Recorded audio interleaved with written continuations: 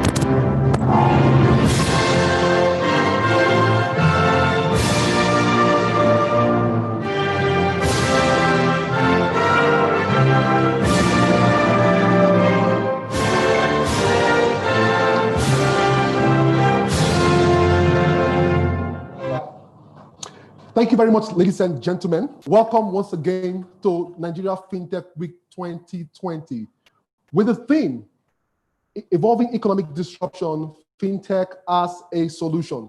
As mentioned, this is the 5th edition in a row, and it gives me great pleasure to be your anchor. My name is Chukwuemeka Fred Agbata, more popularly called CFA. I'm the presenter of Tech Trends on Channels TV, and I'm also the columnist ICT Clinic on the Punch newspaper, amongst many other things. This is home for me because everything that is happening here is something that I've preached and I've talked about for a while. And so let's talk about some of the objectives that we hope that this year's event would achieve, just like the 4 previous events. New fintech solutions. Secondly, we hope that we will direct attention and promote fintech for the growth of sectors such as health, education, logistics, e-commerce, and agriculture. And these are very important industries for the future of Nigeria.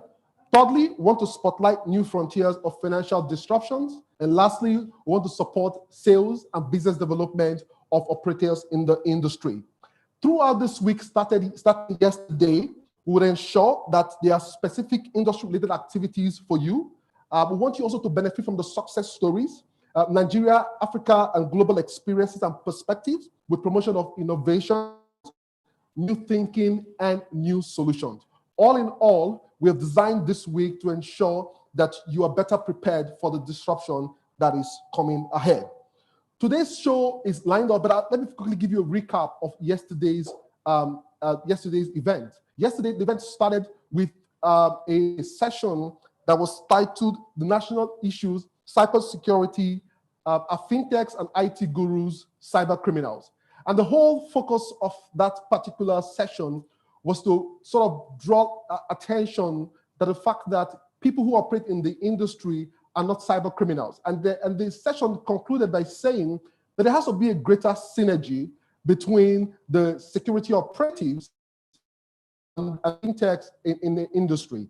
And that session was anchored by Jay Alabraba, the co-founder of Paga, along with others, including Confidence Stavely and Atoyabi Oyetola Muiwa SAN, and David Iswa, with the president of Information Security Society of Nigeria. Next session yesterday was a session powered by Binance, and the session also was a masterclass to help people understand how to trade crypto and other coins and other digital assets. And the last session featured text bars. It was powered by Apollo Global Innovation, and the whole idea was also to showcase what young people, what students are doing across innovation and even in career development. And also in career development. The whole idea put together is to ensure that everyone who wants to innovate around the financial industry, fintechs in this ecosystem is supported. And that's why the Nigeria FinTech Week exists. It exists to ensure that there's more innovation. Because come to think about it, if you compare what has happened in the fintech industry in Nigeria and across the world, the Nigeria fintech industry also leads up to par. In fact, even more advanced than many developed countries, I beg your pardon. I remember sharing with someone, and I said to him that the Nigerian financial services industry, which is sort of propelled by fintech, is actually more advanced than many in Europe, including the United Kingdom. And this guy went on arguing for hours. He said it's not possible. That how can I say that our financial services industry is more advanced? I said, well, go figure, right? The truth is every Nigerian should be proud of what this industry has done. And as a player in the startup ecosystem, I can say for certain that most of the innovations we have witnessed, whether it's in logistics, whether it's in payment, whether it's in e-commerce, and every other thing has been sort of railroaded by the fintech industry. 11 years ago, when I started in the whole digital space, I started out with what is called affiliate marketing. And I know it was a pain trying to pay online. It was a pain. I remember also online services on a number of websites. And it was difficult, getting through, even getting an API. The process was something else. Until the fintechs came along, and today, in seconds, you get your API, you get your web store sorted. It wasn't like that 10 years ago. And I also remember on one occasion when we paid a particular bank, and yet we still didn't have the API. The process was tedious, right? And today you look back from then till now, and you're amazed at all the innovations that have happened. And one of the things that we take away from everything is the fact that it just tells you that honestly and truly, Nigerians can actually solve local problems. Like, we don't need any other one to come solve our problems. Okay, so while my producer is getting all the keynote speakers ready digitally, again, COVID has made our world change. If we were talking about disruption previously, what you are experiencing today is rapid disruption. You know, disruption that has come upon us in a way that we least expected, and it was COVID. Unfortunately, we lost a lot of lives and made the soul of all those who were lost to COVID rest in perfect peace. Now, let me just jump into the session for today. The session is powered by EcoBank, Infobip, Access Bank, and Zenith Bank, and it's actually the official event opening. And our opening keynotes will be from a gentleman who runs, who's the CEO and regional executive of EcoBank, Mr. Patrick Akimuton. He will be giving us the opening keynotes alongside others. Thank you very much. Welcome everyone once again. Mr. Patrick, over to you. Can you hear us? Yes, can you hear me? Okay. Hello, can you hear me? We can hear you. We can hear you. Over to you, sir. Okay. Good morning to everyone. A real pleasure to be here at this year's FinTech Week. FinTech Nigeria has come of age, pioneering in unique manner across our dear country, Nigeria. To start with, let me congratulate Dr. Shegun Aina, who is the convener of FinTech Nigeria, for the excellent work FinTech Nigeria has been able to achieve. And to also congratulate the entire team that has consistently worked with deep commitment and loyalty to get us to where we are this morning. It's a unique week, given all that is happening in our country. Today, the FinTech industry has become one of the core pillars that our country intends to rely on to be a key player in the marketplace. And so, if you have my presentation, could you please put it on screen?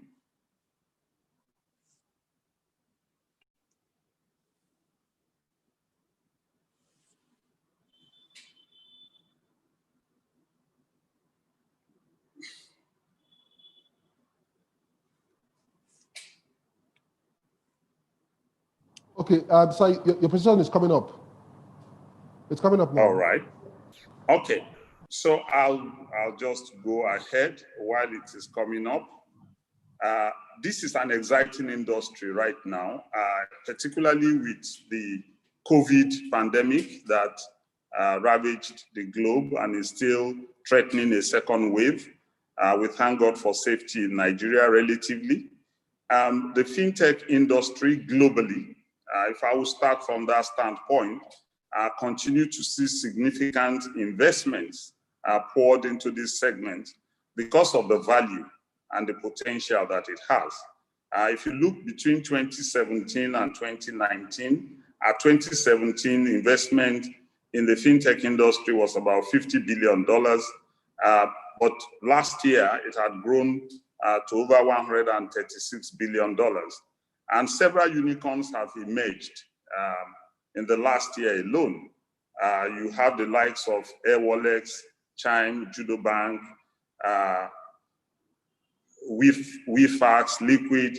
These are all big boys or big players that have capitalization in excess of $1 billion. And we have our own InterSwitch from Nigeria also competing effectively in the league of the big players.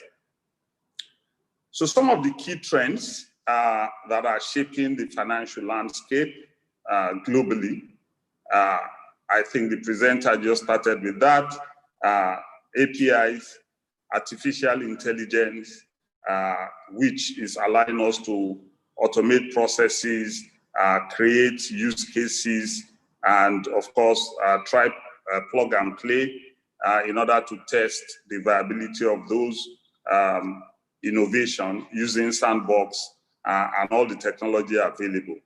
Big data is big, because with big data, we are able to deepen our understanding of customer preferences and begin to churn out tailored services to add value.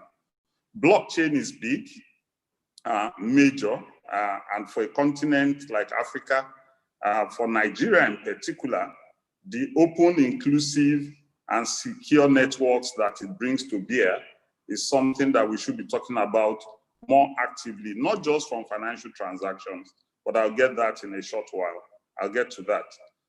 Partnerships is absolutely critical. It's an ecosystem play, and with the technology platforms available, we're able to leverage and bring and unleash significant value. And so growth of fintech firms typically have been driven by technology evolution, changing customer demands, understanding it and leveraging it well, availability of funding, and of course, regulatory support. So let me bring it home to Nigeria. Nigeria is actually a perfect location for fintech startups and fintech industry for several reasons. One, the penetration of mobile and increasing penetration of smartphone in our country, which is in the range of 36% now, about 55 million odd smartphone users in Nigeria, and projected to grow to over 114 million by 2025. That creates a big platform for a lot of interesting things to happen. We have a large youthful population. We're expected to be the third largest country globally, and our median age is 19. That's striking. 19, 20, that's striking. By the time we get to that level in 2025, we should have built certain interesting opportunities that we unleash globally. And of course, there's a strong cashless push by our regulator, the central bank, trying its best to support movement onto digital platforms. And so when you look at the fintech industry in Nigeria, we currently have well over 200 well-known fintechs, funding in the range of $560 million in the last 3 years.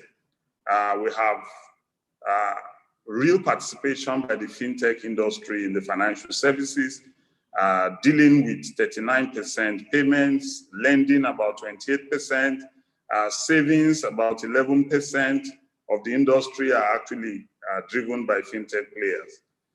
We do have increasing participation of women in the fintech space.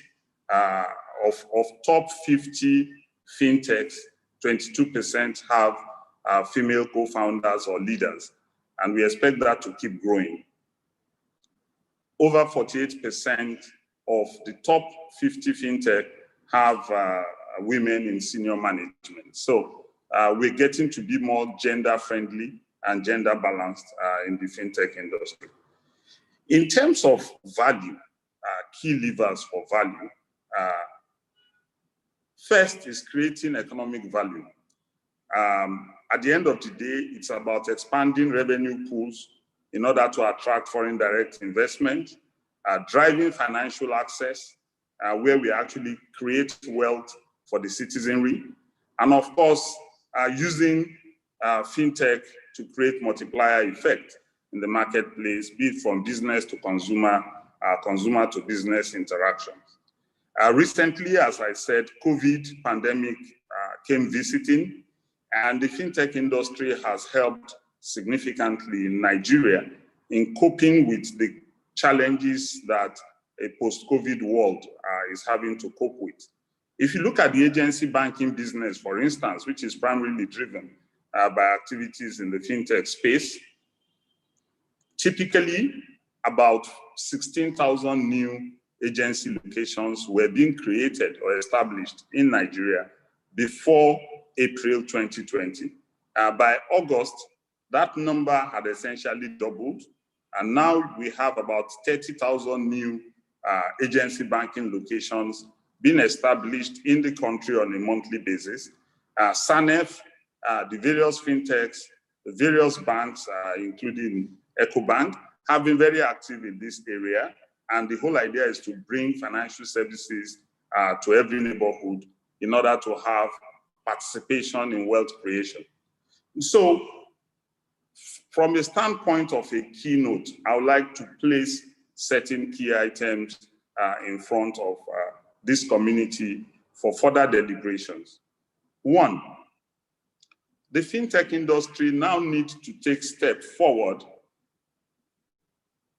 to create something like a digital school of fintech. Talent is absolutely critical to the future of the industry. Having the right talent and grooming the talent in a manner that it understands the needs of the financial services industry, it creates scale and makes us the pure center of excellence for best people in fintech industry globally. I think that with all the technologies available, working with the Chartered Institute of Bankers of Nigeria, working with FinTech Nigeria, this is a project that we can create. If you look in business schools worldwide, you talk of the Harvards, the Yales, the Columbia, the London Business School, Lagos Business School. In FinTech, we can also create FinTech school and certifications that become acceptable worldwide. This is something that we can take on as an industry. The second is we need to go further in solving problems of our citizenry beyond payments. So wealth creation, for instance, in the health sector, in the agri sector, education sector, transportation, fashion and creative industry, commodities, capital markets. I mean, these are areas where we need to have better collaboration between fintechs, banks, telcos, not from trying to compete at each other, but there's huge value if we revolutionize, or when we revolutionize, for instance, the health industry from the ability to pay leveraging on fintech solutions, ability to have health insurance. We can actually have our own Nigeria care, not just Obamacare in the US, pioneered by the fintech industry in collaboration with relevant stakeholders. And if we look at what is happening in the mineral resources area, where items such as gold and other precious metals are being talked about as preservation of wealth and value, there is much that the fintech industry can look at in collaborating such that we're able to take this to value creation, either for lending, for wealth preservation, for growth of wealth, like India has done with its various jewelry across every household. The third is monetizing data. So we're sitting on a treasure trove of data. And there is still quite a lot to do, both from the standpoint of better user interface, user experience, better identification of value points. So credit, for instance. Today we have BVN that's worked well in Nigeria. We have identification from NIMSI that is also improving. So you bring together unique identification and the data of the performance of the citizenry, we can actually facilitate and move much faster in credit solutions that also spur the economy to greater heights. Because with productivity, right consumption, right value creation, we can leverage data that we have to move faster. The fourth item I would like to talk about is challenging the status quo from a continent standpoint. So with the Continental Free Trade Agreement that is coming up and is going to become operational, in Nigeria we have DVN, we have Global Standing Instruction, GSI. How do we position ahead for an African kind of DVN, an African kind of a Pan-African kind of global standing instructions, so that things like blockchain can come into play for cross-border payments in order to help our export industry, help our agriculture industry, help create employment in Nigeria, such that wealth creation goes to the front burner rather than poverty alleviation. In all this, and I noticed the sessions yesterday, we also need to improve on our knowledge of cyber defense, cyber crime, and all that. And I see in the presentations coming up that each of these areas will be discussed in greater depth. For us at EcoBank, we'll continue to provide, to open up our platform to support the fintech industry. We work with Fintech Nigeria to promote Africa Fintech. We do an annual Fintech challenge at EcoBank, and we'd like to collaborate more to have a handshake between what Fintech Nigeria is doing and how we promote our best fintechs into Africa. We have to take that space within Africa. Our Pan-African switch as EcoBank will always be available. We are willing to place the fact that we are in 33 countries operating at the disposition of our fintechs in Nigeria in order that we create better value for our country and better dominate the continent. Once again, this is a unique opportunity to take the fintech agenda to the next level. I want to congratulate again Dr. Aino and the team. I want to congratulate the Secretariat. I want to congratulate my colleagues. I see Ebenezer will be speaking shortly. All of us coming together, Adeba Jomo, all my other colleagues, both in the banking industry, in the financial services industry, my colleagues at EcoBank, for everything that we're putting together and counting on the continued support of regulators to take the fintech agenda to the forefront of wealth creation and sustainable growth and economic development for our country, Nigeria. I'd like to stop here.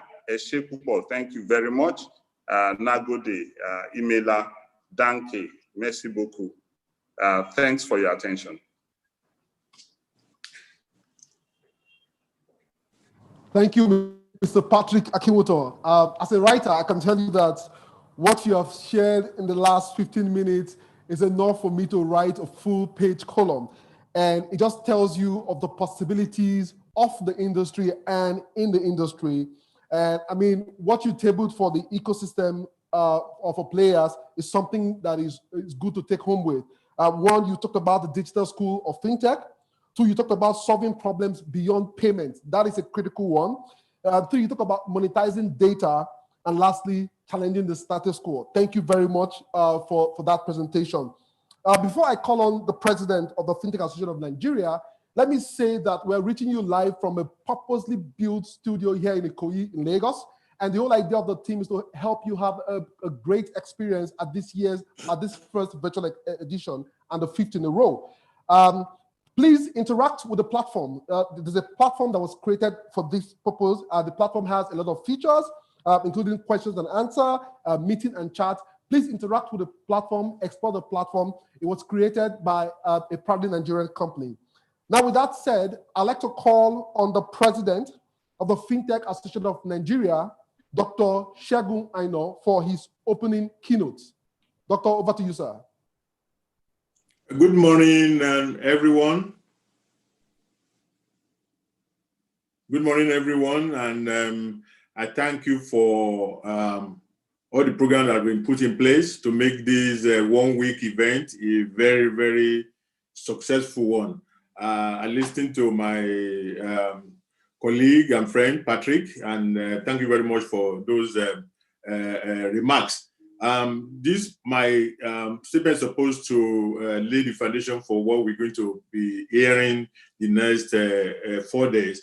And I'm actually looking at it from the point of view of opportunities for fintech ecosystem in 2021. 2020, as you know, is quite an unusual year. In fact, a friend told me recently that he's not sure how many months there are in 2021, maybe 4 months or so, because by the time we were not working. COVID-19, I mean, it's something that is in the news now. We know what unprecedented disruption it has caused. It was pandemic. It was the worst challenging we've had since 1930. And of course, in Nigeria, where we are situated right now, the NSAS fallout and all the economic vulnerabilities, the economic challenges, all coming into one to make 2020 a quite unusual year. However, there are still silver linings, and we believe that with fintech, just as the team of the Nigeria Fintech Week says, fintech as a solution against the evolving economic disruptions, because there are going to be a lot of economic disruptions. If you look at some of the predictions, global economy to shrink by 4.4% in 2020, global FDI will fall by 49%, including, of course, funding for fintech themselves. The remittances flow shrink by 40% in 2021 due to COVID. And that IMF predictions say Nigerian economy will also contract by 4.3%. All these will look like doomsday sayings, but we believe that with fintech, a lot of things can happen that can change the narrative of what we are seeing today. And as you have seen with COVID-19, there are losers, there are winners. What determines who's a winner? It is the positioning, how digitally ready institutions are. And this is why it's very important that every part of the ecosystem should be digitally ready to be able to meet those the opportunities. But there are good news which portend that if you are digitally ready, 2021 will really be a glorious year. We are hoping that by the second before the end of the first half of 2021, there will be vaccine against COVID, and normalcy can return to the world maybe by the beginning of the third quarter, according to recent projections. We have seen digital transformation agenda of organization moved to what they need to do in 5 years time have been done in 6 months. So the digital readiness of both the operators, the consumers, will really aid a very great economic progress in 2021, if probably. And we have seen a lot of things that have happened. Even this conference that we're having this week is virtual. It's a virtual event, which about a year or 2 years ago, if I wanted to do the fully virtual event, would have been something that may not be acceptable by the market, but it has become the new normal. So that we call it our new normal. Schooling is now done at home. Students have not been going to school. So digital is making it possible for this to happen. It's creating new opportunities that we really need to look at. And you have seen what has happened with Zoom. Zoom valuation has grown from 19 billion to 31 billion by October. We've seen Paystack, a Nigerian company, being acquired by Stripe for $200 million. Everything just in October. Ant Financial, a few days ago, we were told that we are going to do the world's largest IPO, making Ant Financial the world's largest fintech company. The IPO will value at $34 billion. So all this shows that even in the midst of the disruption, in the midst of the health and economic disruption, we've still seen organizations that are benefiting from it. And we believe that with this Nigeria Fintech Week, the speakers, the topics that have been programmed to be looked at will help us to look at 2021. How do we see those opportunities that will exist in 2021? How do organizations, there's always opportunity, even in the midst of some of the challenges that we are seeing. And we hope that all of us will be glued to our devices to be able to follow throughout the week so that we can learn some of the things that are happening. For instance, it's going to be showcasing opportunities for growth in areas of health, education, agri, financial services, digital skills. I mean, you've heard from Patrick some of the things that will change, the system that can improve the economy in terms of some of the new initiatives that is suggested. These are some of the things you'll be hearing between today and Friday. And of course, there are a lot of solutions that will be unveiled, new things that, fintech organizations and other entities are producing, which will also help us. The Fintech Association of Nigeria, for instance, are also addressing some of the key challenges. For instance, there's now a regulators forum, which is a forum of regulators and operators, and they're able to understand each other better and be able to deepen and fast track innovation, which will help the system. And that forum is progressing very, very well, because regulator, if you ask any innovator fintech player today, what's the number one challenge? Number one challenge, they tell you, especially in Nigeria and Africa, is regulation, appropriate regulation, clarity of regulation. And the next one will be funding. Because of that, the Fintech Association of Nigeria is tackling the funding thing directly headlong by putting together a fintech funding advisory team, which is made up of all the major players in the money market, capital market, and the fintech industry, to put together a local fund. We've discovered that more of the funding coming to fintech been coming from outside of Nigeria. Some of these initiatives will also be unveiled during this one week. And lastly, what the Fintech Association of Nigeria is also putting together up-to-date data on fintech, which will be very, very useful for regulators, for investors, for operators, and so on and so forth. This is being done in collaboration with Young. We believe that this will be a good resource for any investor or anybody that wants to know what is going on in Nigeria, and it will be regularly updated to provide information, which will be the first of its type, the go-to place to get data about Nigeria fintech. During this week, also we'll be listening to use cases, new products and investments, opportunities that will happen. And of course, for any institution, listening to some of these things you are saying is very important, but what will determine the success for any company in 2021 is the appreciation of changes in consumer behavior. You need to be able to understand the customer very well and their preferences, and the shift to value. Value is changing now. What was valued 1 year, 2 years, 3 years ago may not be what it is today. And COVID-19 and some of the things that have happened since that time is also opening up other areas where people see value rather than what we need to see. And luckily, everybody is now flying to, everybody having a flight to digital. So anything you want to do today or tomorrow, you must be able to make sure that the digital element is well in place, so that especially the younger generation, Nigeria, about 60% of Nigerians are under 35, and they are digital natives. So I believe that with what is with what will be happening this week, we'll be able to gain a lot of things which will help us to prepare for 2021, which I see as a year of opportunities, but you have to be prepared for it. In rounding up, I want to express my appreciation and the appreciation of all the fintech ecosystem in Nigeria and our partners and abroad, to everybody that have made these events possible, particularly our financial partners or our sponsors. Without them, we wouldn't be able to hold this. Yes, I mean, attendees are attending this event free, and I know there's nothing that is free, even in Freetown. But these have been made possible by the generosity of our sponsors, and I will name a few of them: EcoBank, the MD I just spoken, Access Bank, Adibajo is going to speak very soon. Zenith Bank, Ebenezer is also going to come on. Infobi, Nine Mobile, Bank of Industry, Soft Alliance, Udua Investment Company, Providence Bank, Bitload, Elex, Nigerian Communication Commission, Coin News Extra, Infoware, Binance, our partner from Singapore Festival, Singapore FinTech Festival, through the Monetary Authority of Singapore, and of course our technical partners, our media partners, all the speakers and faculty that are going to be working with us throughout the week, and of course the participants, because we have a great team of people, speakers, and doing the participants, it will not be so successful. And lastly, the planning and supporting. I look forward to a great week, and I want you all to join us in all the sessions so that at the end of the week, we'll be able to be much more informed and be able to prepare adequately for 2021. Thank you very much. Thank you.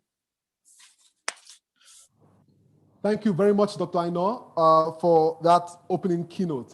Very enlightening.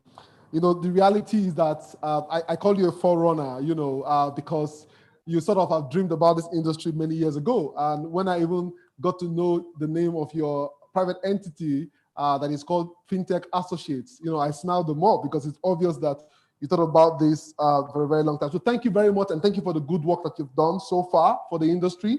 The industry appreciates you for that.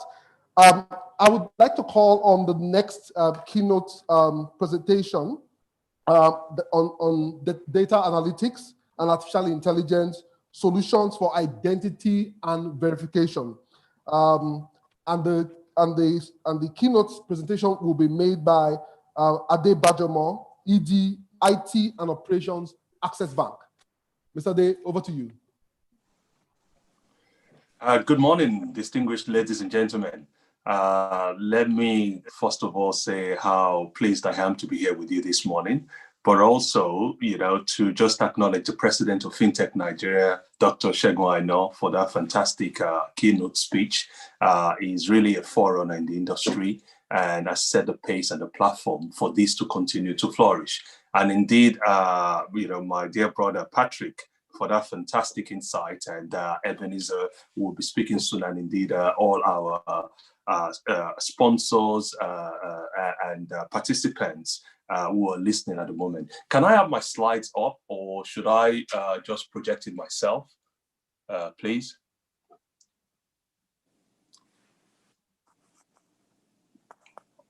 Would that be easier for me to just project, or could you just bring up my slides, please? Okay, please share your screen, sir. Let me see. Okay. Just bear with me a sec. Screen.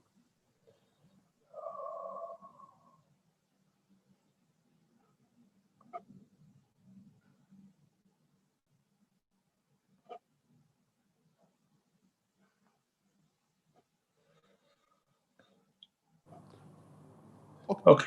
Perhaps let me continue in the meantime. Perhaps if they can bring the slide up, that would be really good.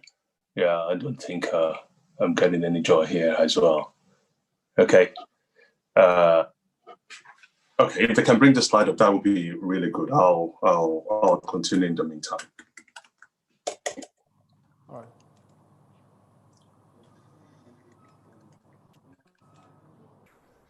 Okay, my topic is pretty precise and straightforward.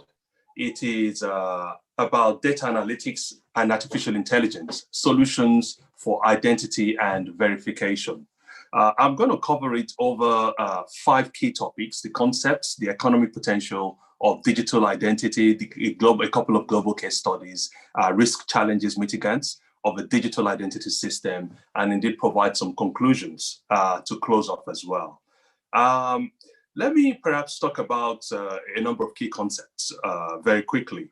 You know, and it's not about teaching grammars how to suck eggs, but sometimes you have to all have the same definitions when you're talking about this thing. What is identity? You know, it's basically who or what a person or thing is. So it is a session of unique identity of a person. Then we talk about access management, and access management deals with identity from different sides. Access management and identity are different sides of the same coin. Access management is the process of controlling and tracking access to a place or system. Now, the one that's most confusing and normally used in perhaps interchangeably is between verification and authentication. That is extremely important. Verification usually talks about a one-time event that happens when a person interacts with a system for the first time. Authentication is when you are repeatedly coming into a system and verifying on a system. And of course, we all know what data analysis and artificial intelligence is really. But there are around 5 forms or dimensions of identity. There's the foundational identity, which talks about national ID population register. There's legal identity, which is about government issued IDs, proof of legal identity in accordance with national legislation. An example is your passport, for example. This digital identity, which is increasingly gaining ground. There are unique forms of identity, which identifies a population. And of course, functional identities, which is around things like driver's license, social security number, and the likes. Digital identification and its principles talks mainly around three areas, and that's one around financial inclusion, secondly around design, and thirdly around governance, so to speak, really. I'm on slide 6, and thirdly around governance. So on financial inclusion, clearly we're talking about removing barriers and to access and usage of disparate information. On the design, we're talking about creating a robust, unique, secure, and accurate identity system, having a platform that is interoperable, making sure the platform is open and various vendors can come in, it's technologically neutral, protecting user privacy, very important. And of course, planning for financial and operational sustainability without compromising accessibility. And of course, on governance, we have safeguarding your data, making sure there are clear institutional mandates and accountability, and there's a entire platform. So there are various types of digital identity ecosystems, which we've seen evolve over time. Basically there are 4 key ones altogether. The first type is one where the ecosystem is driven by the government. It's centralized, and individual identities are stored in one or more government-owned databases. We have several around the world. India's Aadhaar probably is the largest by far out of all the ones, perhaps China as well, but certainly the Indian one is a well-known one. Italy, Belgium, and co have similar systems.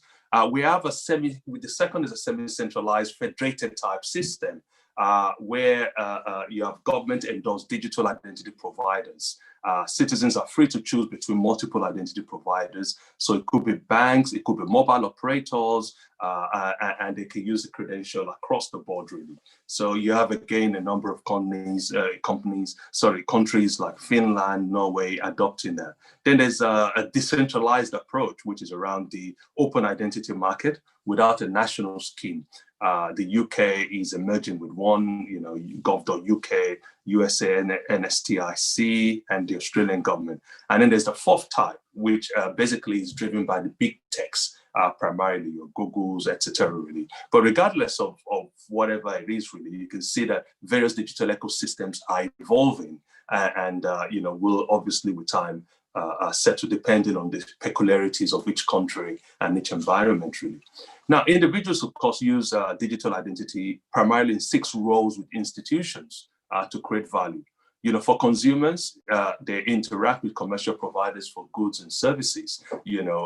Workers interact with employers, to get talent matching, automated background information. Micro enterprises engage with consumers and broad range of institutions for formalized business registration, contracting, transacting, linking up their customers. Taxpayers and beneficiaries also interact with government. It can be leveraged, and it's been leveraged in many countries for digital tax filing and direct disbursement of government benefits. There's civically minded individuals who interact with digital identity for online voting, verification of political donations, enrollment in school, and of course, asset owners. I mean, we've talked, my brother probably spoke about blockchain, the potential of blockchain, and indeed other forms of identity and identification as well. So the fundamental of identification is simple. Yeah, typically you have people talk about two-form factor, but we're talking about multi-factor authentication, basically. And by that, we talk about something so something you have, and something you are, Something you are seems to be what is going to win the race, without a doubt. I mean, clearly something other people may know, something you have, eventually other people may, depending on where you are processed, but something you are, if it can be verified, certainly stands a much, much stronger baseline for making sure the identity verification and authentication is as secure and as robust as possible. So I'm just going to spend some time on biometrics because I think that's really where the world is going. Biometrics will win the race because, one, it is superbly unique. The mathematics around it, the science around it, and the algorithms that can be actually written to promote biometrics is phenomenal. That's really where we're all headed, really. The first around it is fingerprint. It's well proven, tested, but the problem with fingerprint is algorithms are there to break it. And it may not be very reliable, as you know, depending on the profession you are. If you're a farmer, for example, and you still use the traditional methods of farming, you may hardly have any prints left on your fingers. Facial recognition, possibly retina recognition are probably the two most secure ones that most people will be going for. Facial, there's some award-winning work by many fintechs, or certainly a fintech that we've partnered with called Element, which is really, really mind-boggling in terms of what they can do with facial recognition. The facial recognition algorithms can tell whether, it's a picture or not, whether the person is alive, and all sorts of things. It can match to a phenomenal degree of accuracy, even with identical twins as well. And of course, retina offers you the same leverage as well. Now, let's talk about some global insights and just put some context around this, really. A lot of the data I'm quoting here in this section will be from McKinsey. And what it shows very clearly is that when we're talking digital identity, the world has 7.8 billion people in it, really. More than half of the world do not have a digital identity at this point in time. Only 3.2 billion have some form of identity at all. So it just opens up a world of opportunities there, really. And those who can go in there, tap those opportunities, can actually help to build an ecosystem of trust. Trust is probably one of the biggest factors that we can actually bridge if we're going to leverage and grow the Nigerian economy and indeed the African economy and global economy at large, really. So this issue of trust, knowing that you are who you really are, and it can be validated in real time, conveniently, highly secure, with all the legal framework around it, is just going to be one of the key things that is going to drive the digital world. So more data points, really. If we're talking about developing countries, about almost 400 million, unbanked or financially excluded adults, really. And most of the problem around there is a lack of documentation. People just simply do not have the documentation. There are not enough branches of the established financial institutions. Services can be very difficult and expensive to access. Expensive, difficult, could be by distance, really. The cost that it takes you to commute from your home to where you get access to that solution. So again, a whole world of opportunities, opening up here, really. And, in terms of the identity and what it could enable, really, we're talking about saving billions of hours. When you look at e-government services, we're talking about institutions benefiting from improved customer registration, reducing payroll fraud, as we've seen in an application in Nigeria with the government. That's the IPSIS application. And institutions could benefit from improved customer registration, reducing onboarding costs phenomenally, and driving better user experience over and above just the unbanked or financially excluded people. Okay, so we know why digital identification is critical. The pillars are very clear. It is the critical pillar for financial inclusion. If we're going to really drive financial inclusion, reach out, especially bearing in mind my earlier point about how difficult it is for those who, quote unquote, are not quite included at this point. Part of that reason is documentation. So who you are and being able to validate it with a very, very high degree of accuracy is extremely key. I mean, if you look at digital identity, it helps drive world commerce, prevent crime or minimize crime. So, and that can be seen from anti-money laundering fines, KYC fines. I think since the last financial crisis, almost $40 billion have been paid by banks, in terms of global financial sanctions, just by breaching AML, KYC sanction fines. So the cost of this really is very, very huge. But digital identity helps simplifies this really and opens up again a world of opportunity where business trade can happen seamlessly. Obviously it plays a huge role in humanitarian assistance. That would remain key, for us, not just in the COVID world, but post-COVID world, when we finally get to that point in time, really. If we're going to disburse aid, part of the challenges in disbursing aid is that it is getting to the right people, and identification can help us in that space, really. And of course, the government payments and government services. What are the economic potentials? I mean, a lot of the studies show that Nigeria alone can benefit as much as 7% in terms of economic growth, really. I spoke earlier about, the payroll fraud prevention, estimate of about $350 million for Nigeria, really. Preventing ghost workers, places like India and Co have been able to see huge benefits in there. You can increase the tax base because can now pin down who is what and what they are doing, and a huge reduction in efficiency as well.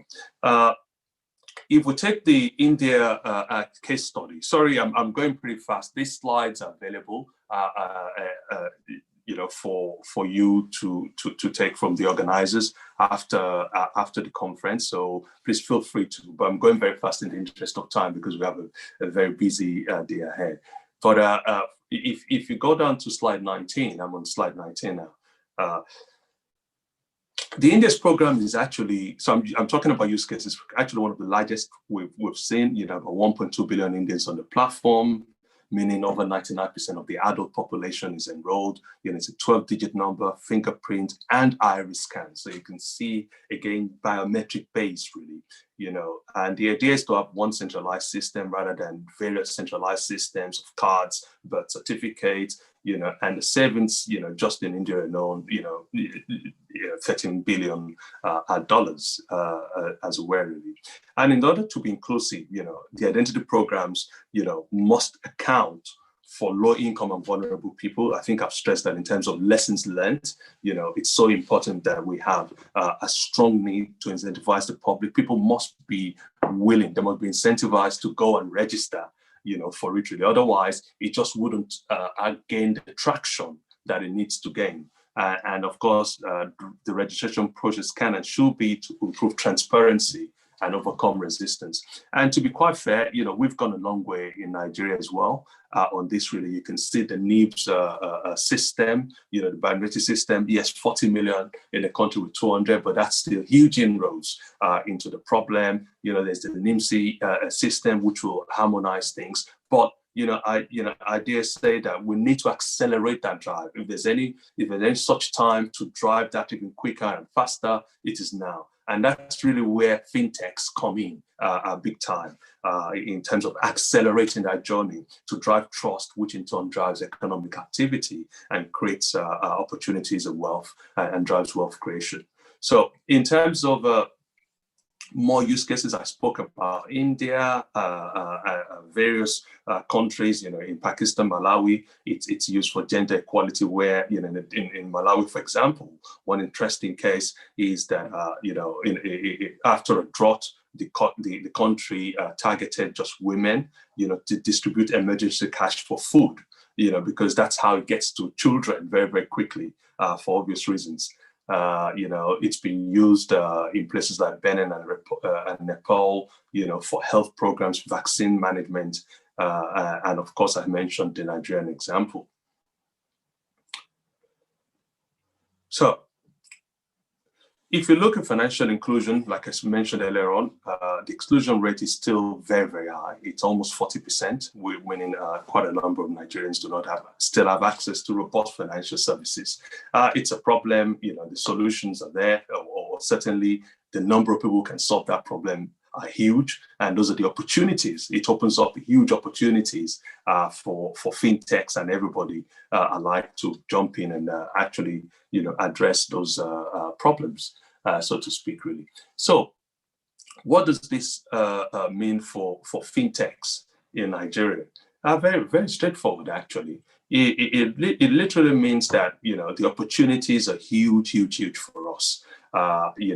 both for fintechs, consumers of fintech services, financial services organizations, because, like I said earlier on, trust is the key anchor and pillar, of our industry. And when you have an identification system that actually guarantees trust, then you're really talking about something that is of huge value.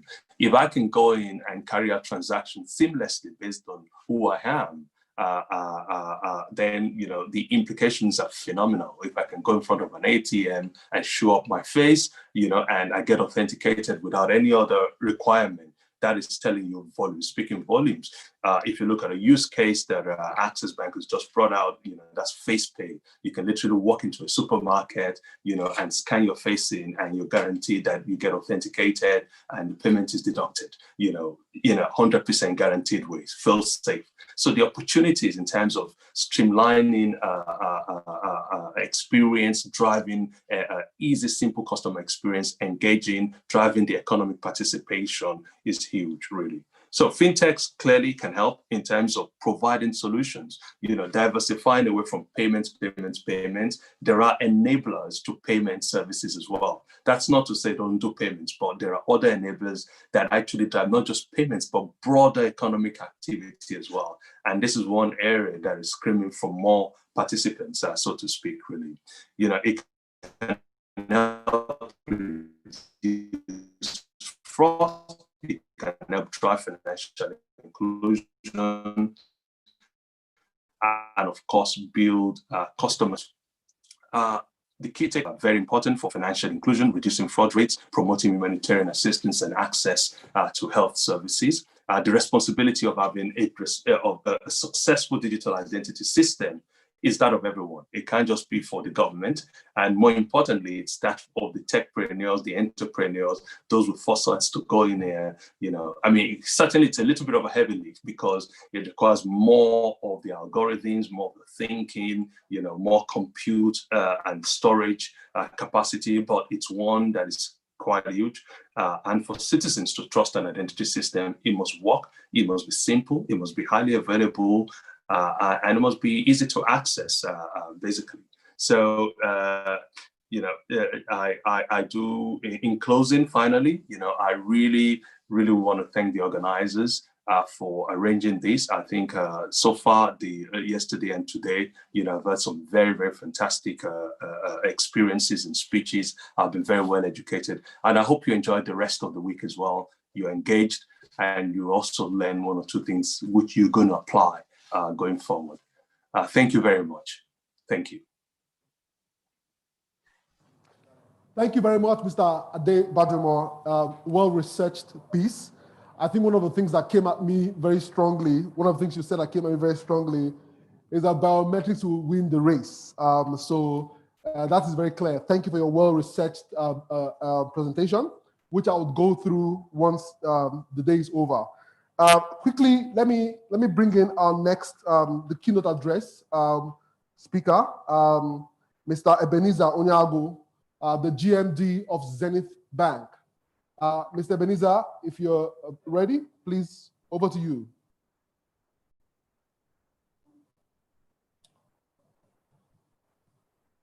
Okay, so while we wait for him to come online, please, but at the end of this session, you will see a leave session button just below your screen. You need to leave the session and join the next session that will be Partner Hour by Infobib. That will be happening shortly, immediately after this session.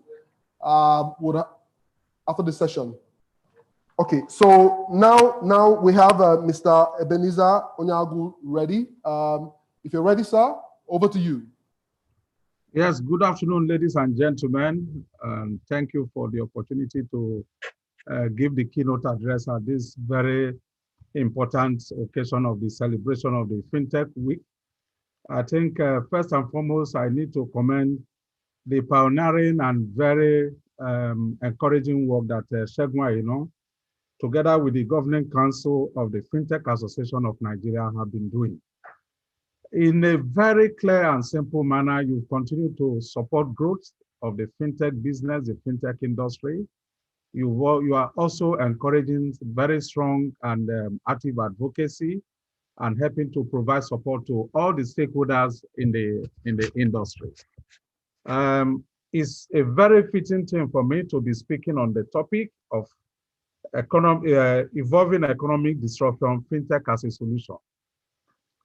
First and foremost, let me say that when we are looking at economic disruption, I like to put it into parts. I have what I'll call the ethical disruption. I have the unethical and the very aggressive and difficult disruptions. The ethical disruption, basically, I'll be looking at things that I'll be looking at disruption being encouraged, being driven by the technology and digital initiatives. The unethical disruption, I'll be looking at disruption coming by reason of adverse economic conditions that we face, health situation that we face, like the COVID situation. Again, before I go in further, I think it's also good to commend Adebajomo for that very brilliant presentation regarding issue of identity, which is one of the bedrock in terms of driving adoption of digital technologies and making progress. Unfortunately, I didn't get to hear Patrick, but I know that Patrick definitely would have done justice to his own presentation. My presentation will come in about 8 slides. I hope I can share my slides. Am I able to share slides, please?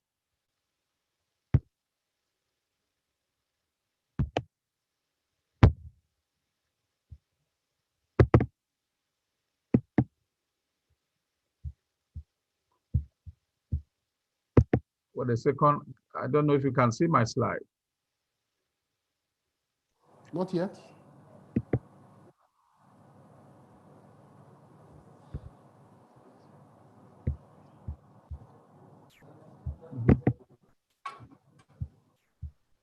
Okay, so you can see. Yeah. Okay, so you can see my screen now. Yes, please. Okay. Essentially, I'll be covering my presentation under the following. The first heading is global economic disruption with local impacts. We live in a completely different world. The world we live in today is such that what you see today is not, you are not likely to experience the same thing by tomorrow. Things are happening and happening at very fast pace. They are happening at the speed of light. And as they happen, they are having very global and monumental impact. So we face a world where we suddenly realize that there is very big and obvious connectivity between us. Why do I talk about the connectivity between us? A situation where you have a development, an event that occurs in another region, having an almost immediate impact or causing almost immediate or equal impact in a different geography where it never occurred. The first one of these you see, wait a second.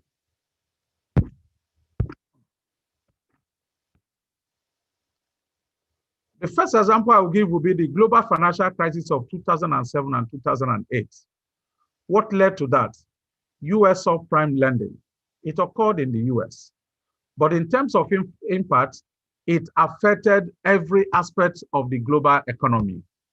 We saw it led to credit crunch. It also exacerbated banking crisis, and there was collapse of the stock market all over the world. Again, in 2014, 2015, we saw the slump in the crude price globally. This was caused by the fracking and the shale oil exploration in the US. This led to a massive drop in the price of crude, and for governments and geographies that are dependent on crude for their revenue, they had massive hit in terms of revenue drop. And for our own local economy, we also saw that exacerbating a very massive foreign exchange challenge for the country. Indeed, coming out of it, we experienced a devaluation that saw our currency moving from 200 naira per dollar to an average of 320 to dollar and to what it is now. Again, we have the global trade tension between the US and China. This has equally impacted the global economy in terms of supply chain globally, as well as also affecting the FDI inflows into different geographies. The biggest of them all and the most current is COVID-19 pandemic. COVID-19 started as a little joke from China, but today here we are, it's gone viral, it's gone global, and it has led to lockdown, disruption in supply chain. Economies are struggling all over the globe. And indeed, the IMF projected that global economy will drop by 4.9. And even as we are still talking about the challenges that COVID brought, there is also the fear and the danger of the commencement of a second wave. We can see that in what is happening in Europe and what is happening even in the US. The COVID has not left us. Until a vaccine is found, like Shegun mentioned earlier, we can't be saying that there is an end to COVID. Again, the kind of recession, the kind of disruption the COVID has caused is such that we can't even begin to determine the kind of curve. Whether it's certainly not a U shape, it's not a U curve.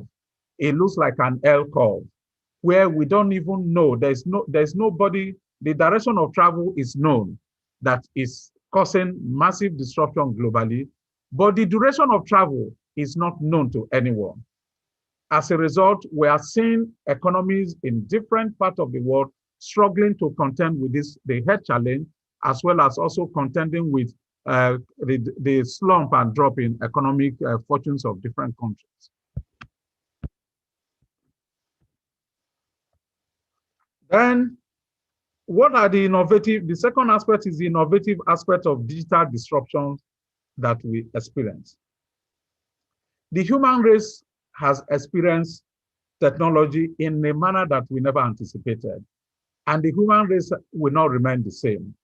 Technology has impacted the way we engage, the way we live, the way we carry on business, the way we have person-to-person engagement, person-to-business engagement, and business-to-business engagement.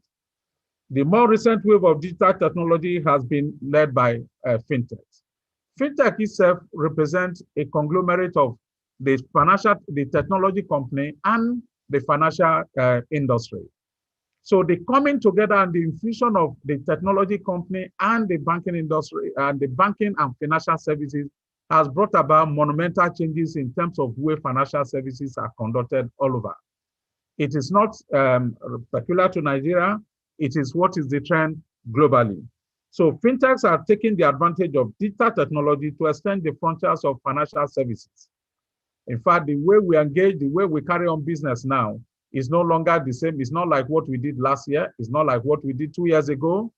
Every year, we are faced with emerging new ways of engaging with customers.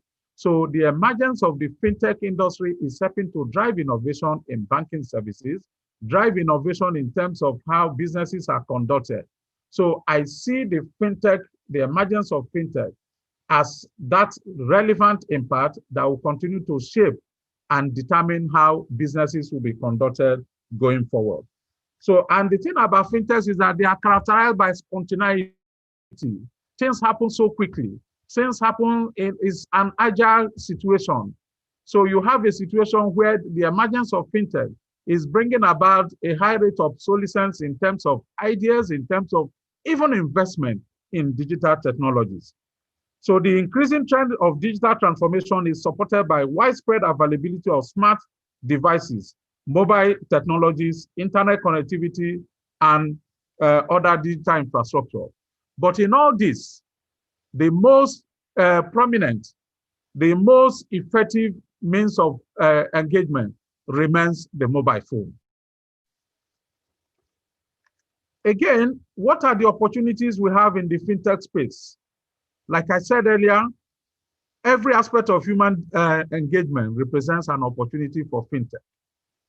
Is the way we live our lives, the way we engage with with individuals, the way we engage with business, the way business will engage. So data insights also offer unique opportunity for customization and personalization of customer information and engagement between banks and their customers.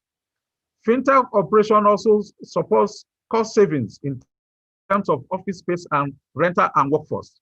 With what we've seen with the pandemic, it has given a very major relevance to the fact that the emergence of digital technology is the right way to go. Now we see a situation where a lot of businesses are being engaged on digital platforms. And these digital platforms are all being led by the fintechs. So they are all being led by the fintechs. So creating opportunity for individuals to continue to engage with their businesses at the convenience of their home. So what we see now, there is a new convention coming up, the convention of people having to work from home. You don't need to come to the office for as long as you can connect with your office from wherever you are.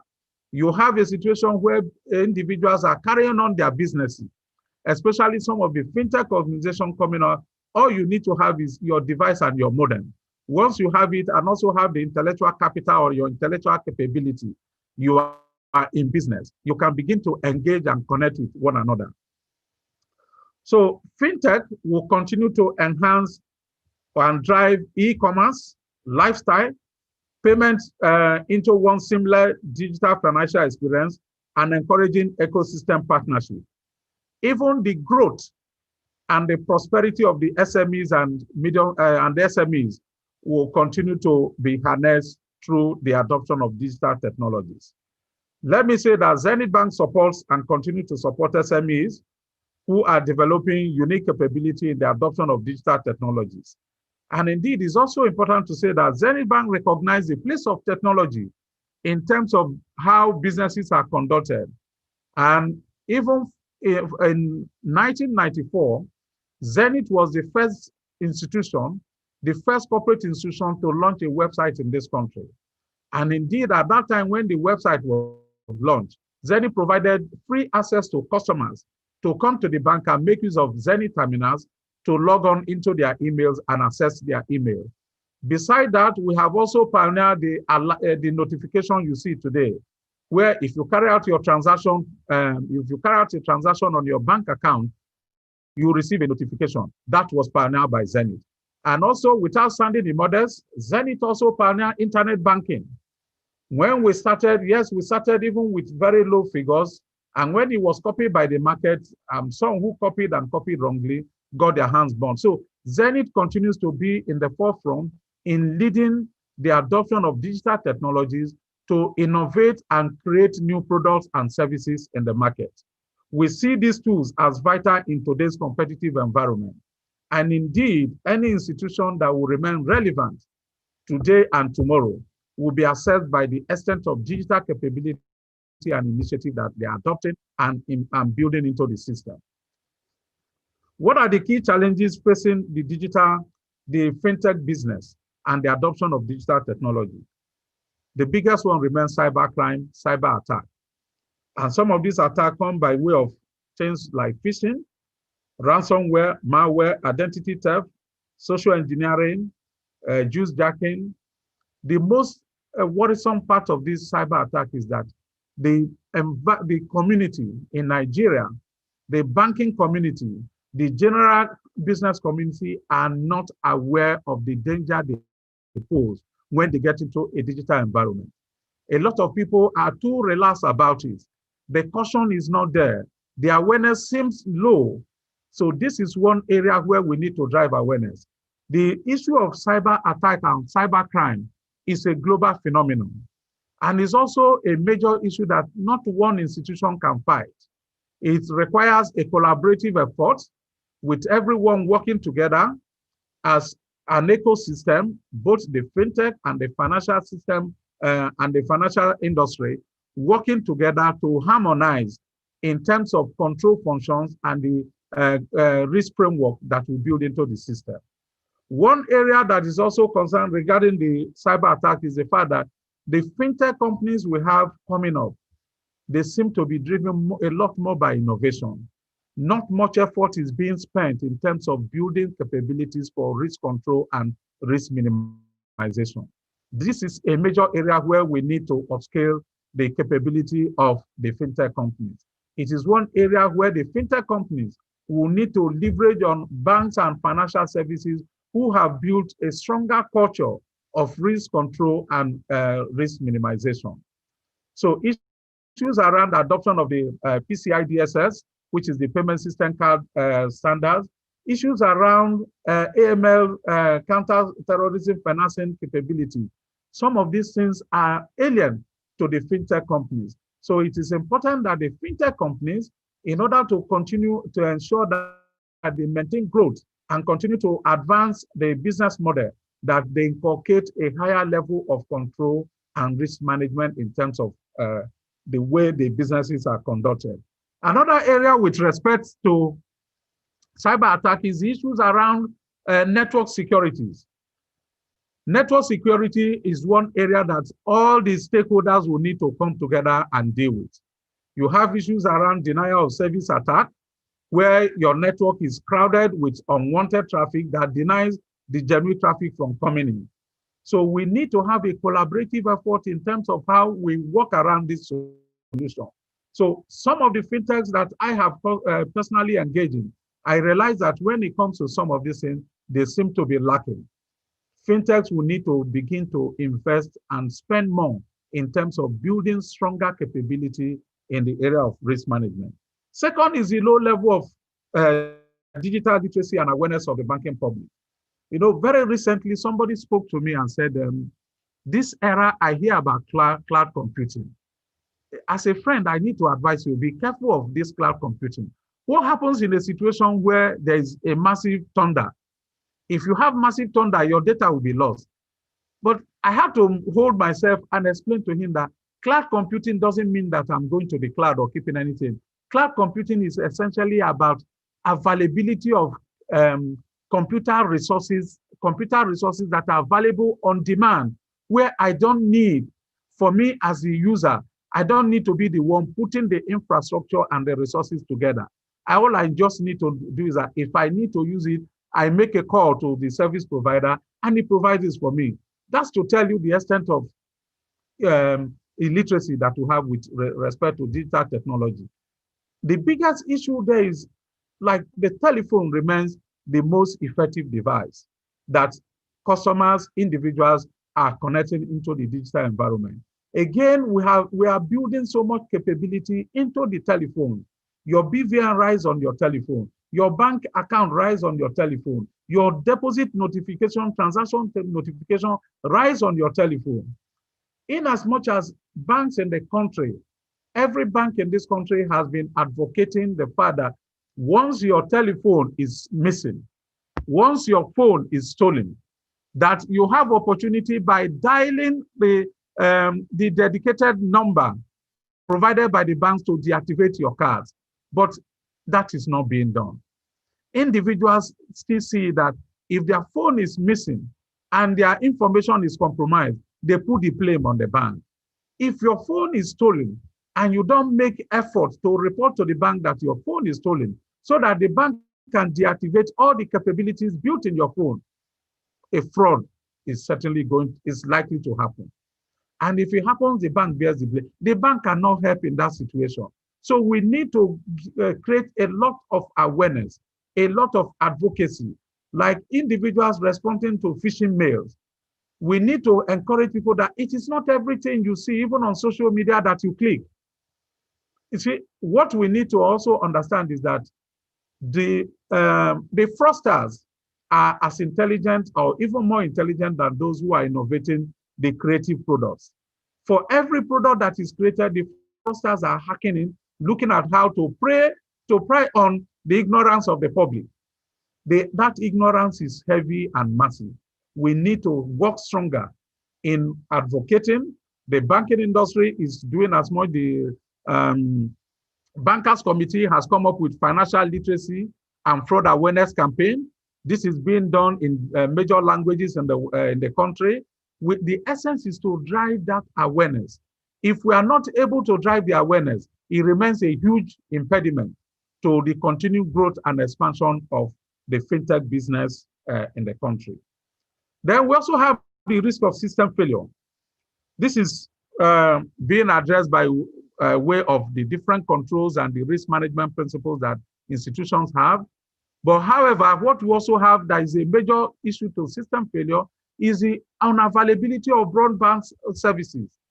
Closely related to these broadband services is the cost of data. For you to be able to connect, for you to be able to do as much and realize the full benefit, and for the fintech business to be able to grow, individuals who are the ultimate target market should have, which they should be able to afford data. We should have the cost of data, the cost of broadband facility is expensive. We need to come together as stakeholders, both the financial services system, the fintech industry or the fintech group, together with the telcos, for us to sit together and find a workable solution of making broadband services available at reasonable and affordable rates. Then we also have issues around the high cost of investment and obsolescence.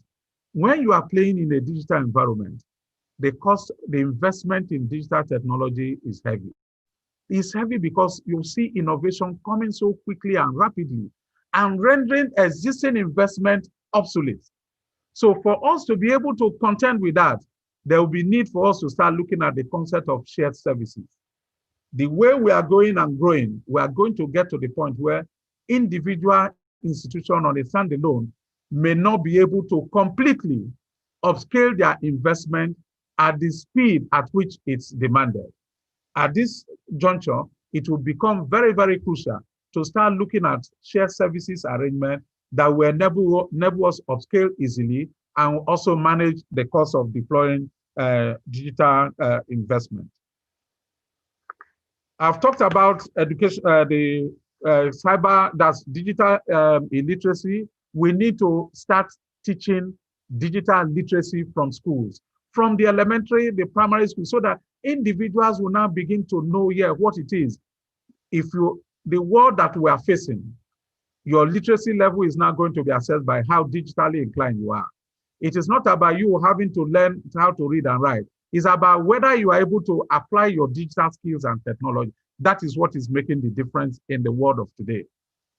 How do we drive growth in Nigerian fintech space using in the fintech space? One, like I said, we need to collaborate with all the stakeholders. We need to bring everybody together. You are looking at the fintechs, you are looking at the banks, the financial service provider, you are looking at the telcos.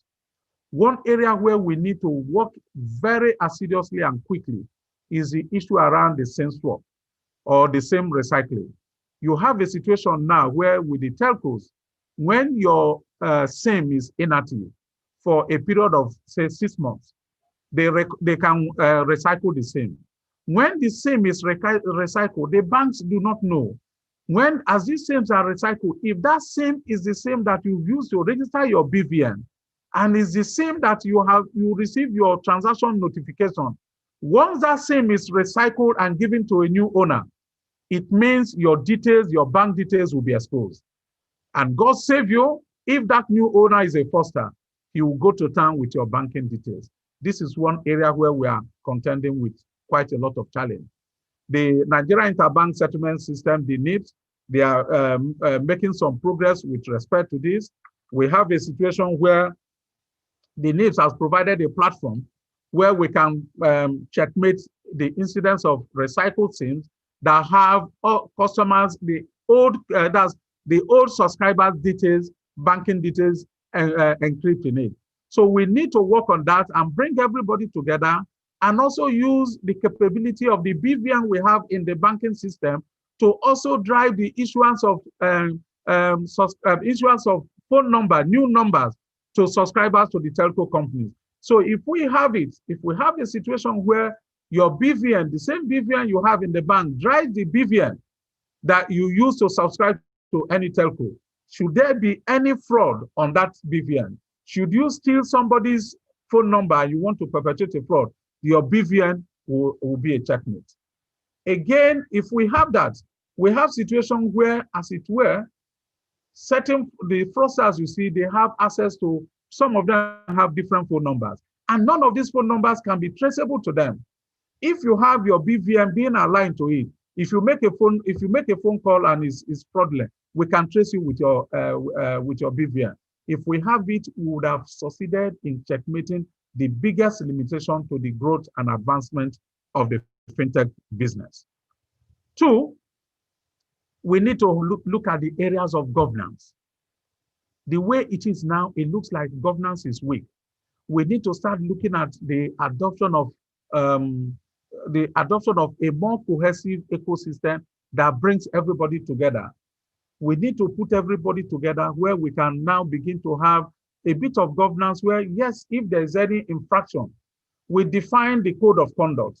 Whoever comes into the ecosystem, and if you have the ecosystem and whenever there is a misconduct on your part, we can see you and take you out. So we need to start looking at that. We need to start looking at how we can begin to adopt a more cohesive effort that brings everybody together in order for us to enforce governance. Then we also need to help the regulators to improve on the regulatory framework, because the fintech space is a completely new space. There's nothing to, we don't have any history to refer to. We don't have any fight to make reference to. It is completely new. The regulators are working and they cannot on their own, sitting where they are, be able to come up with regulation.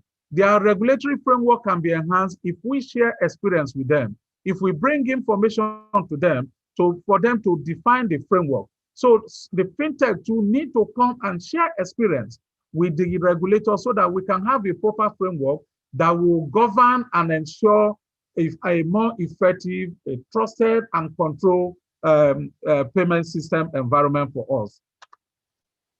Then we have to, I've talked about shared services. The other area is African, there is the emergence of the African Continental Free Trade Zone. The concept of the African Continental Free Trade Zone is to improve intra-African trade. The records and statistics have it that intra-African trade is less than 15%, which means Africans are only trading within themselves by a simple 15%. It means 85% of the trade are going elsewhere. So the concept of the African Continental Free Trade Zone will be to improve trade integration and collaboration in Africa. But those that will drive that in Africa remains the SMEs. And what we connect it and make it possible and realizable will be, that major role will be done by the fintech. In terms of looking at the payment system that is being developed, I think the African Union in collaboration with Afrexim, they've come up with a payment system that is called the Pan-African Payment and Settlement System. But this is going to be a fintech-led initiative. It's going to be a collaboration that sees that a trade that is done in Nigeria, if somebody in Kenya does a trade in Nigeria, he can settle for that trade in Kenyan shilling. And if somebody in Nigeria also does a trade in Kenya, he can settle for that trade in Naira. So the platform to create that connectivity, to create that settlement, can only come and be led by the fintech. So it's one huge opportunity that the fintech should get ready on how to develop the product. In Nigeria, we've seen the massive progress or the massive innovation that the fintechs have done. We've seen how they are changing health services. Today, you can create the data of your medical services. So wherever you go to in the world, if you are subscribed to it, your doctor doesn't need to ask you for the to recall your medical history. We are seeing how it's transforming agriculture. Of course, in the banking space, we've seen how the payment system has become so expansive and elaborate. We've seen the introduction of quite a number of platforms, a number of products that are attending to the needs of different segments of the market. So the fintech represents a major growth frontier. It represents an opportunity, game changers, to unlock our economy and release more value into our economy. So the fourth industrial revolution and the future of fintech. We are now in the heartbeat of the fourth industrial revolution. I personally expect to see an amplified utilization of the fintech services in the following area. One, virtual reality, currently being used to treat traumatic patients. Big data, used by law enforcement agents for crime prevention and investigation. Internet of Things, which will be applied in smart houses and insurance underwriting. Artificial intelligence used for effective human resource management. Then we also have robotics presently used in medical sciences and also in banking services, where you can do your reconciliation, you are able to use your robotics effectively. Where some argue that it's going to dislocate human beings. The human beings that will be dislocated will be assigned to do other things. Nothing is wasted. Then cloud computing, most commonly used for storage data assets. So the fintechs are certainly in a place to make the biggest influence that we have that will continue to shape our economy for better. So in conclusion, the key to enhancing customer experience in the service sector, no doubt, lies in creatively and strategically deploying digital tools to upsell customer service. We can achieve this with a healthy mix of competition and collaboration. In a fintech environment, you can't exist on your own. Collaboration is needed. We need that collaboration. So if we have a situation where a fraud takes place in another bank, it's already happening in banking, we have this collaboration amongst us. If somebody fraudulently moves money from, say, a banker to Zenith Bank, once we are contacted and the funds are there, it's blocked. The same way we provide information, there's exchange of information in terms of making available the BVN of whoever owns the account, and we hotlist it. So it's important for us to see ourselves that, yes, in terms of engagement with fintechs and the different stakeholders, there will be areas of competition. But more importantly, for the continuing good and mutual good of everyone, we need collaboration. We need collaboration. And one of those collaborations, like in the area of blockchain, like I mentioned earlier, if we have that blockchain and we collaborate and we have everybody in that ecosystem, it will help us build trust and improve governance. I'm certainly very optimistic about the future of fintech. I would say we have not even started. We are just scratching the surface. If you look at the human journey, not just customer journey, like we say in banking, if you look at the complete human endeavor, any area that fintech has not touched represents new opportunities to be covered. So for as long as we're in a digital environment, the prospects and opportunity for fintech to flourish remains very, very outstanding. They remain outstanding. But we need to work collaboratively with one another, hoping that in that way we'll build a more effective, trusted ecosystem where there is discipline, where we can share services and continue to accelerate the growth of our economy. Fintech remains that game changer for us. So I thank you very much, and I hope that this week of this Fintech Week, a lot of presentation will be brought forward that will put the fintech on that path of continued growth and prosperity. Thank you. Thank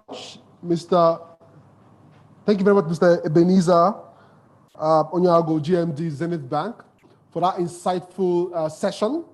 I mean, a couple of things came out at me from your session, which includes the fact that the industry must deepen collaboration. And, you know, it's also very important to appreciate the industry for what has happened. You know, I always say that if other sectors of the Nigerian economy can have both the regulators and the players advance with tech, the way the financial services industry has done over the years, I think Nigeria will be in a far better place. So well done to all the players for a job well done. We certainly need to collaborate more. And also representing the media, I believe that, for example, you know, talking about identity that Mr. Bajoma mentioned earlier, the fact of how important identity is to the whole ecosystem we are building. People still use 1, 2, 3, 4, 5, 6 as their password. People still use their first name and date of birth that they put on Facebook as their password.